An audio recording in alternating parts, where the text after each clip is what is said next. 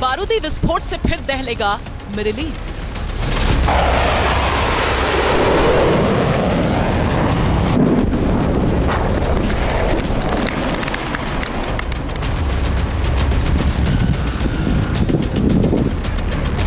Israel और Iran के बीच कभी भी भड़क सकती है युद्ध की चिंगारी।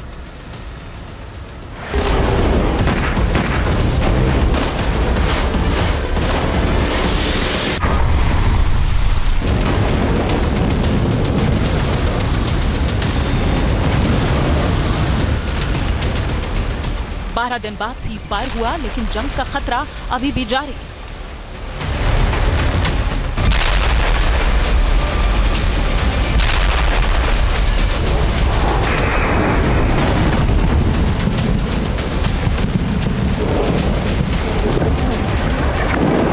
महाविनाश से पहले की शांति है युद्ध विराम, जल्द मचने वाला है कोहराम।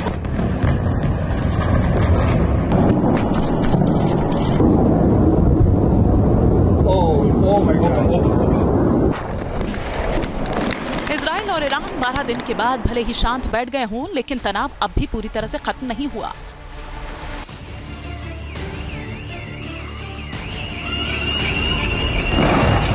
दोनों मुल्कों के बीच तल्खी कायम है और खतरा इसी बात का है कि हालात कभी भी बिगड़ सकते हैं।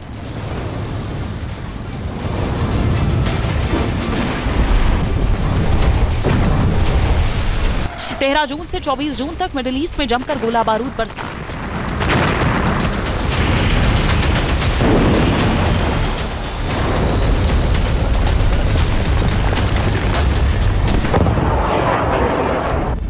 एक दूसरे पर इजराइल और ईरान ने घातक प्रहार किए।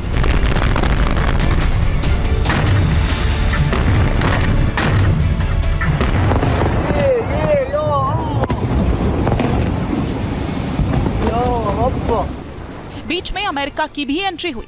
युद्ध जब चरम पर था तभी ट्रंप ने सीज फायर का ऐलान कर दिया। मतलब युद्ध की आग पूरी तरह से बुझी नहीं है। सीज फायर के बीच ही अब डोनाल्ड ट्रंप ने एक बार फिर संकेत दिए हैं कि किसी भी दिन ईरान और इजराइल के बीच फिर से महायुद्ध का आगाज हो सकता है।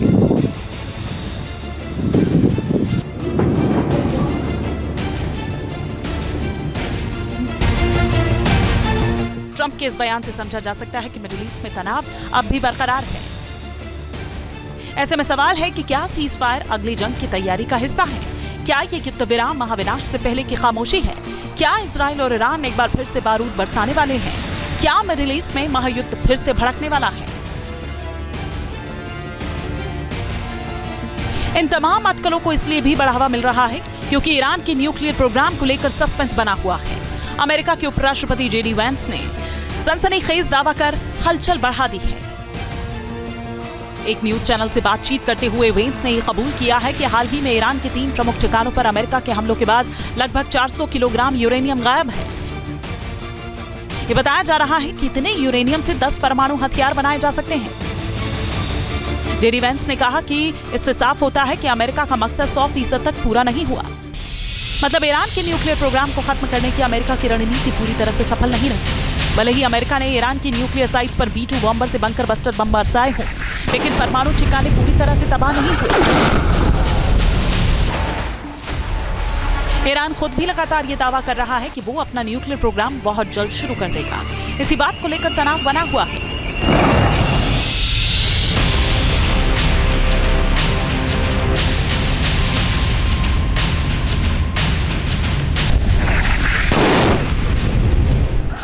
ईरान पर अमेरिका ने 22 जून को घातक स्ट्राइक के जरिए न्यूक्लियर साइट्स को बर्बाद करने का दावा किया था।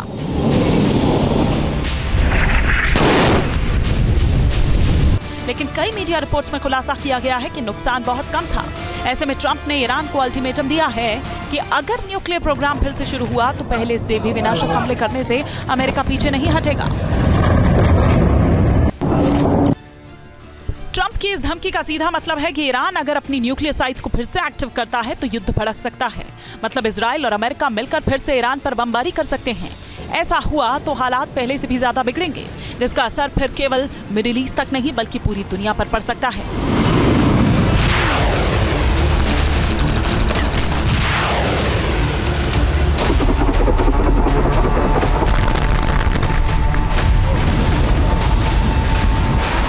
युद्ध भड़कने के आसार इसलिए भी ज्यादा है क्योंकि ईरान की न्यूक्लियर साइट्स के पूरी तरह से नष्ट होने के पुख्ता सबूत अब तक नहीं है।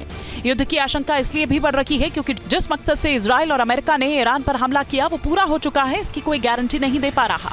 ईरान बार बार दावा कर रहा है कि वो अपना परमाणु कार्यक्रम फिर से शुरू करेगा, ये भी तनाव का बड़ा सबब है। ईरान की ओर से यह भी कहा गया है कि इजराइल ने अपनी खुफिया गतिविधियां अभी तक नहीं रोकी है। ये वो हालात हैं जो जंग फिर से शुरू होने के संकेत दे रहे हैं। इस बीच नेतन्याहू ने 12 दिन तक चले युद्ध में इजराइल की जीत का दावा एक बार फिर से दोहराया।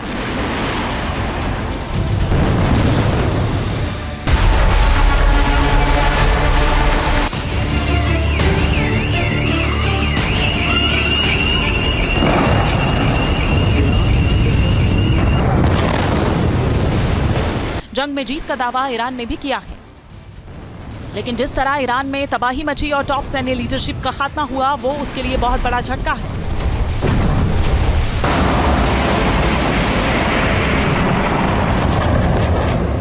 ईरान ने भले ही इजराइल में मिसाइलों से हमला किया हो, लेकिन बदला पूरा नहीं हो पाया।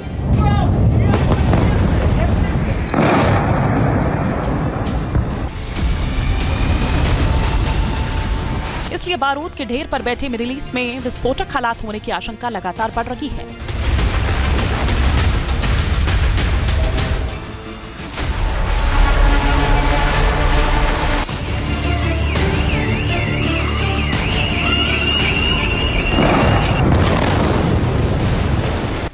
अमेरिका और इजराइल को ईरान ने दिया चकमा।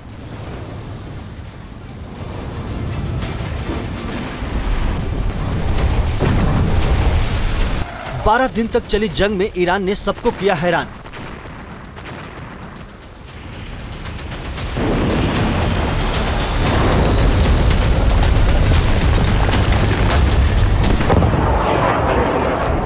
बारूदी विस्फोट से पहले ही छिपा लिया यूरेनियम।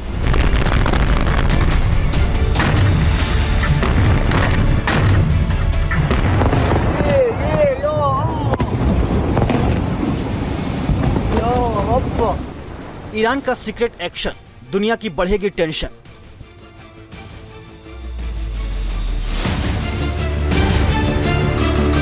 ईरान की न्यूक्लियर साइट पर बंकर बस्टर बम से प्रहार किया। B-2 बॉम्बर ने घातक बम बरसाकर ईरान की न्यूक्लियर साइट को तबाह करने का दावा किया। अमेरिका की बमबारी के बाद ईरान की न्यूक्लियर साइट पर आग की लपटें भी दिखाई दी। दावा यही किया गया कि ईरान अब कभी भी अपना न्यूक्लियर प्रोग्राम आगे नहीं बढ़ा पाएगा। अमेरिका ने युद्ध के 10वें दिन अचानक एंट्री की और ईरान की फोर्डो, नतांज और इस्फहान न्यूक्लियर फैसिलिटीज पर विस्फोटक हमला बोला। A short time ago, the U.S. military carried out massive precision strikes on the 3 key nuclear facilities in the Iranian regime: Fordo, Natanz, and Esfahan. Everybody heard those names for years as they built this horribly destructive enterprise. Our objective was the destruction of Iran's nuclear enrichment capacity and a stop to the nuclear threat. Iran के nuclear ठिकानों पर बमबारी कर America अपनी पीठ थपथपा रहा है, मगर इन दावों को लेकर लगातार सवाल उठ रहे हैं। खबरों के मुताबिक ईरान ने अमेरिका के हमले से पहले ही अपना यूरेनियम फोर्डो से निकालकर किसी सीक्रेट जगह पर शिफ्ट कर लिया था।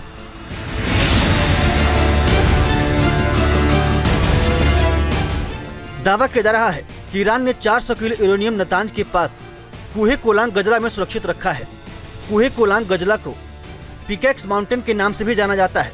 अटकलें हैं कि इस माउंटेन में फोर्डो से भी ज्यादा गहराई में ईरान ने न्यूक्लियर प्रोग्राम का इंतजाम किया है। दावा है कि इस पहाड़ी के अंदर कम से कम 4 सुरंग हैं जो अलग अलग दिशाओं में फैली हुई है। माना जा रहा है कि इस पूरे एरिया को ऐसे डिजाइन किया गया है कि कितनी भी घातक बमबारी से बचाया जा सके। दावा तो यहाँ तक किया जा रहा है कि अमेरिका के B-2 बॉम्बर भी इस परमाणु ठिकाने को नहीं उड़ा पाएंगे। अब तक यही चर्चा थी कि फोर्डो न्यूक्लियर साइट सबसे सेफ है, लेकिन अमेरिका ने वहां बमबारी कर ईरान को दहलाने की कोशिश की,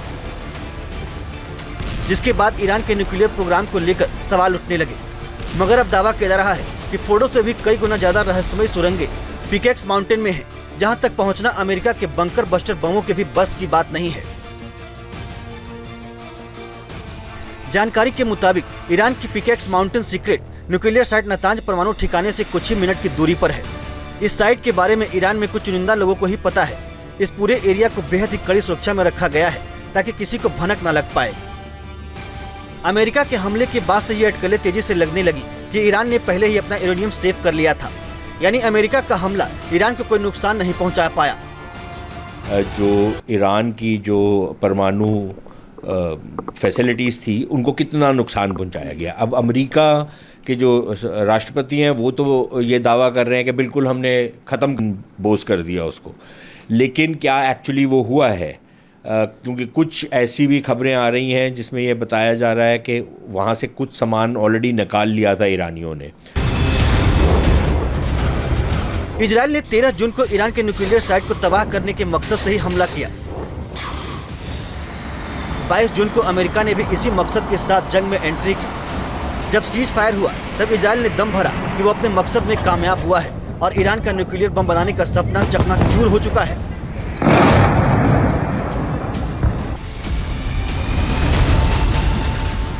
अमेरिका और इजराइल का दावा एक जैसा है, मगर ईरान के तेवर कुछ और ही हैं।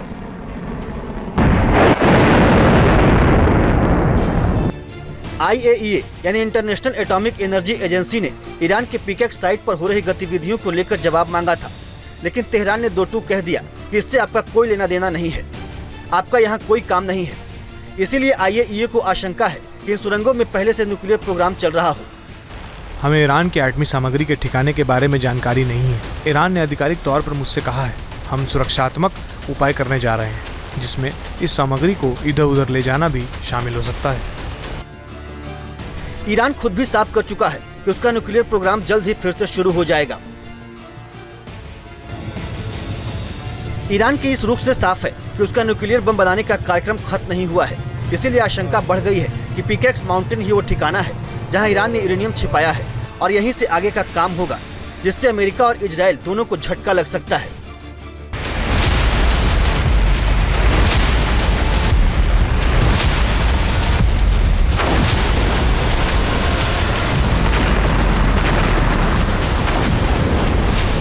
इजराइल ईरान के बीच 12 दिनों की जंग का सीज फायर के जरिए खात्मा हो गया।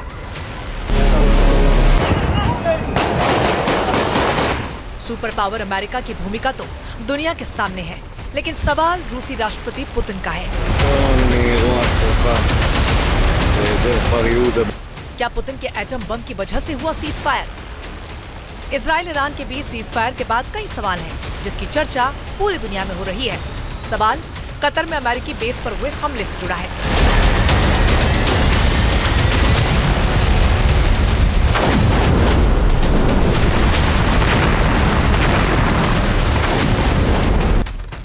क्या अमेरिकी बेस पर हमले का ग्रीन सिग्नल मॉस्को से मिला? 23 जून को अमेरिकी बेस पर हुआ हमला संयोग था या सोचा समझा प्रयोग?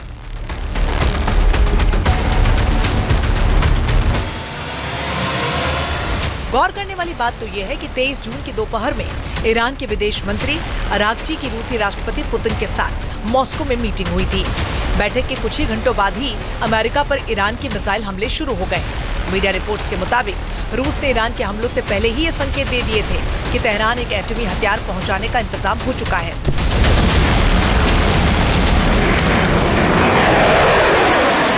जून की दोपहर को रूसी राष्ट्रीय सुरक्षा परिषद के डेप्यूटी चेयरमैन दिमित्री मेदवेदेव ने जो बयान दिया था उससे हड़कंप मच गया था। मेदवेदेव ने कहा था कई देश ईरान को न्यूक्लियर वॉरहेड की सप्लाई करने के लिए तैयार हैं।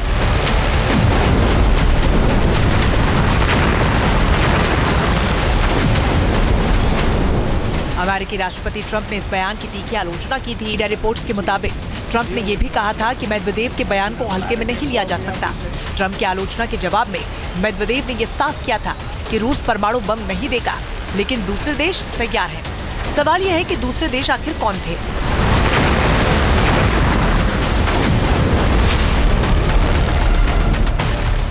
क्या किम जोंग के जरिए ईरान को परमाणु हथियार भेजने की तैयारी थी? सिर्फ ट्रंप पर दबाव डालने के लिए पुतिन ने परमाणु बमों का जिक्र करवाया था।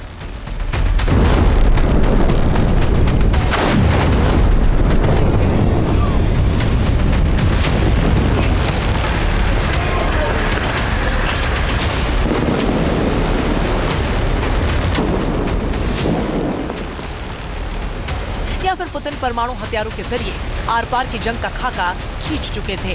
क्या जंग उस मोड़ पर पहुंच चुकी थी जहां से अमेरिका को ईरान के पूरे खेमे का सामना करना पड़ सकता था और युद्ध एटमी मोर्चे तक पहुंच सकता था? कुछ एक्सपर्ट्स का ये मानना है कि ईरान के पक्ष में दुनिया के ज्यादातर देश खड़े हो गए थे।